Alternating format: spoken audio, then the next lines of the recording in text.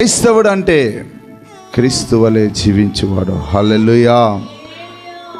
మనము ఒక ఆఫీసులో చేరినప్పుడు ఆఫీసులో అందరికీ ఒకటే డ్రెస్ స్టైల్ ఉంటుంది, ఇంకొకటి ఉండదు. యూనిఫామ్ అంటే యూనిఫామే, ఇంకొకరు ఇంకో తీరుగా ఉండడానికి అక్కడ వీలు లేదు. ఎందుకంటే అందరిని చూసినా ఒకే తీరుగా కనిపించాలి. అలాగే సంఘములో చేరువారు ఆనాడు ఆదిమ అపోస్తుల కాలములో క్రైస్తవులు అని మొదటిసారిగా వారిని పిలిచారు.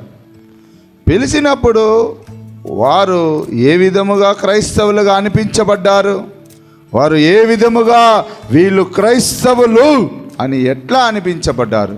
ఎలాగంటే వారి యొక్క క్రియల వలన, వారి విశ్వాసము వలన, వారు యేసు క్రీస్తును బట్టి త్యాగము వలన క్రైస్తవులని